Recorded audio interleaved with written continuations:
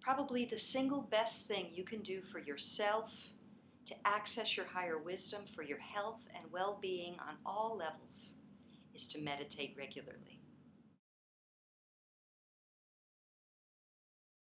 Now, I know when you first start meditating, who's talking? The ego. Blah, blah, blah, blah, blah, blah, blah, blah. You can't do that. And how about this? And blah, blah, blah, blah, blah, blah, blah.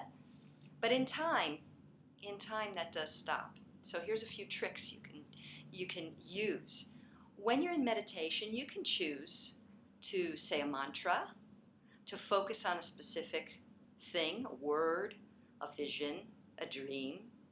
You can do a guided visualization, and you can focus on your breath. These are very simple ways to stay in the meditative state. Now, what's going to happen as you're doing that, let's say you're doing the breathing, you're breathing, and then all of a sudden you catch yourself, your thoughts are somewhere over here, thinking about the argument you had with somebody or the thing you have to deal with at work. Ego. Let it go. Allow it. Be okay with it. You could even just kind of, here, let me put my hand here. You can even kind of like imagine you're just grabbing it and let it go. Just drop it. Come back to the breathing. Breathe for a while, and all of a sudden your thoughts going somewhere else. Thinking about something else. Oh, catch it. Oh, there it is. The ego trying to figure something out, trying to work something out. Grab it. Drop it. Come back to the breath.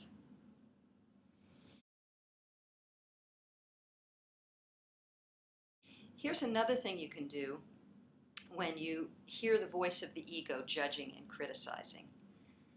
Take 3 deep breaths. With each exhalation, imagine you're exhaling that voice.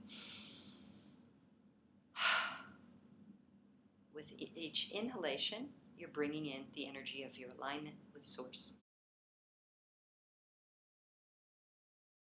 Every morning when you wake up, choose to think about 10 positive things in your life. List them. You can count them out on your fingers if you want. They could just be simply, I have my health today. My toes wiggle. My child's happy. I've got a job to go to. The sun looks like it's going to shine today. The rain is going to moisten the earth. Whatever it is, come up with 10 things every morning. That helps set the framework of your day. Will your ego still come in and do its blah blah? Yes, it will. But by doing this regularly, you start to set a pattern of what you intend for your day. And there's one more recommendation I have for you right now, and this comes from the author Sonia Choquette. This is her, I got it from this book, Soul Lessons, Soul Purpose. This is an excellent book. I highly recommend it. And what she says to do when you're having a lot of worry, and worry, of course, is also the ego. Worry, where does worry come from? It comes from a sense of separation. Because in your alignment with your Source, you know you're an eternal being. You know that everything's okay, no matter what the physical circumstances are or emotional circumstances. When you feel that truth of your Source, you're in alignment, you're in peace. But the ego separates. And so the ego tells you things to worry about. So what she recommends when you're in worry is to find a big heavy stone and start carrying it around. Start lugging it around. You go to work, bring it to work. You come home, bring it home. You go shopping, carry it around with you, push it in the shopping cart. Carry that big stone or rock around until you are so sick of carrying that burden that you drop it. You just drop it.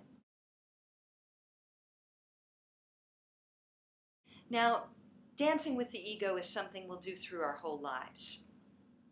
But one of the problems we've had, especially in Western society, is we have so developed and cultivated our minds and our sense of separation that the ego has taken control. And one of the illustrations I love to use for this is, if you've seen the movie Fantasia, there's the one vignette where Mickey Mouse takes the hat, the magical hat of the sorcerer, and starts to wear it when the sorcerer goes out. I think he goes for lunch or for a nap or something. And when Mickey Mouse, who is the servant to the master, tries to put on the master's cap, all hell breaks loose. And that's essentially what we see in our world, isn't it? All hell breaks loose. When the ego is in control, all hell breaks loose in our outer world and in our inner one. Because if we are busy dealing with a siege on our innate value, our innate love nature, from this monkey mind that's saying, you're not good enough, you're never going to heal, you did that wrong, you're full of mistakes, we are not in a place of power to be able to allow divine healing to come through easily, quickly, and wholly. So that's my message for you today. I hope that this works for you. Please leave me a comment. Let me know what you think. If you have any questions at all, or if there's other answers you'd like me to address in a video, just leave them there. And I wish you many blessings for your day, and for your week, and for your life. Thank you.